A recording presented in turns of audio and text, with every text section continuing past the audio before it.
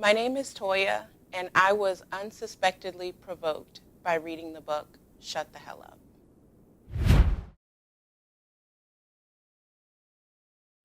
Toya, it's good to have you with us today. Shut the hell up. What did you think when you heard that title? When I first heard the title of the book, Shut the Hell Up, the first thing that came to my mind is, of course, that's the title of the book. I think the author kind of gets a kick out of like the shock value between his messages and the way that he story tells. So I was not particularly, I think I was surprised that it was Shut the Hell Up, but then at the same time, I wasn't surprised. I was also curious because I feel like with the name Shut the Hell Up, there are a lot of different routes you can take, a lot of different themes that it could fall in. So I was intrigued to know whether it's like stop complaining, kind of shut the hell up, or the actual meaning of the book to shut up the hell in your life. Once you got into the book, what was it about the book that surprised you most? The thing that surprised me the most about the book was how relevant it was to my life at every single moment of me touching the book. It's kind of like getting the answers before, during, and after the test. So we would go through and we would have a week to read each chapter, and whether you read that chapter at the beginning of the week, the middle of the week, or you crammed it all in at the end of the week, the life that you lived that week aligned with the context of that chapter. And I was like, is he writing this book right now? Are there hidden cameras in my house? Because it just felt too timely, too personal. Tell me one thing about the book that you read, or one thing from the book that you read that you believe you'll remember, you won't forget. The thing that I'll remember the most from the book is the question, what story are you telling yourself? So in combination of reading this book and going through a 457-day challenge, my word was intentional. And then when I heard that question, what story are you telling yourself? I wanted to be really intentional with figuring out what story I was telling myself. So I actually did like a root cause analysis in my life to get to the bottom of, okay, all of these challenging experiences that I've had, like what is that pit that I just keep falling into? And the pit was that I'm not enough, that nobody's ever going to choose me. So in going and reading through the book, I realized that I had to program an interrupt to whenever that story was replaying in my mind. And it's like you may feel like you are not enough or that nobody will choose you, but God has chosen you, and God is more than enough. And in whatever weakness I may have, his strength is made perfect. So that's something that in everything that I'm doing, I'm aware of whether or not that story is replaying in my mind or if I'm doing something to interrupt that story that I'm telling myself. So it sounds like through this book, you have experienced quite a transformation. Expound on how this journey has changed Ooh, how this journey has changed me. How much time do we have? you. Um, I just want to start by saying, like, I'm not there yet. Like, in reading this book, I've learned that it's a process, a cycle, really, that you're just going to continuously go through for the rest of your life. And I think that a big shift for me was accepting that there is not necessarily an end point to this journey, that the work that is happening in, through, and around me is going to continue with me for the rest of my life. Like that word of intentionality, understanding the story that I'm telling myself, I feel like it has changed the way that I interact with my husband, the way that I parent my children, the way that I lead the staff. Our pastor, there was something that he shared where basically it's like you have to get to the heart of the matter, where you can't just change the hand, you can't just change the mind, you have to start with the heart.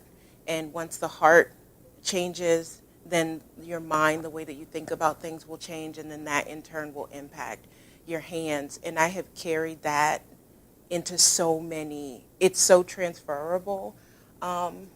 I can't tell if I'm still answering the question. I'm You sorry. you are, and I thank you. I thank you for it. It sounds like this book for you has been an important part of your journey. Would you say that this book is an essential book for Christians in particular to read? And if so, why is this essential? I would definitely say this book is essential for Christians, um, for the different type of believers that are out there, for the doubting believers, and also for the believing believers. Um, I think that a question I had to ask myself was, do you really believe? So it's like I say, yes, I believe in God, but do you really though? So I think I kind of still fall into that category of the doubting believer. So in my in my intro, the reason that I said that I was unsuspectedly provoked was because I think I wasn't expecting for the book to call me to do something different, if I'm being fully honest. And on the contrary, the book completely flipped my life upside down and was like, you need to do something different in all areas. This book is essential because that truth that you're comfortable in may not be the truth with a capital T. That's good. That's good. Who should read this book? Um, I don't think this book is for everyone. I think this book is for the people who are consciously unsettled in their lives. I think that if you are fighting for peace, if you feel alone, if you feel like you're living in lack, if you feel like you are not enough, if you feel like you are a victim and that life is happening to you, I feel like this book is for you, for those people. Because the type of self-analysis and self-reflection that this book calls you to, it'll help you move from those things to where God has you, where God wants you to be. That's awesome. Thank you. I see you have your copy of your manuscript with you. And so perhaps there are some sections or passages that resonated with you that you'd like to share with a prospective reader. Take a moment and share a couple of things with us. So I have a lot.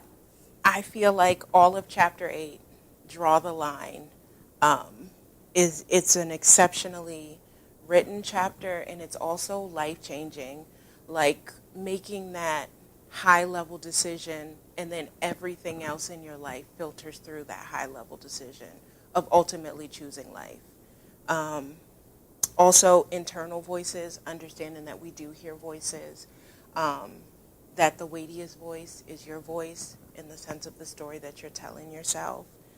The delicate dance with God, that you don't want to be a rag doll out there on the dance floor, because I think that there's like this cultural understanding that, you pray and wash your hands of it and leave it to God and God will do everything, but that makes God sound more like a servant, and that's not necessarily the role. And the last thing that I pointed out was caveat number 3 from one of the later chapters about making it purposeful and not personal.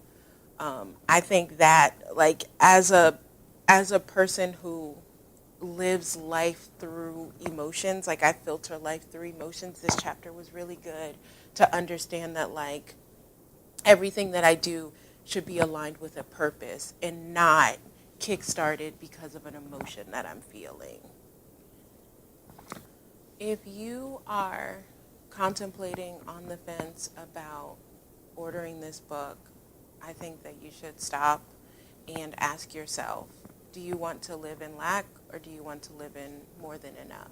Do you want to be a victim or do you want to be a victor? Do you want to keep on surviving or do you want to thrive? And once you ask yourself those questions and honestly answer, because some people are okay in their mess, if you end up on the latter of those choices, I would definitely say to order this book. It's going to challenge you. It's going to confirm some things for you. I really think that it would be beneficial for you to read.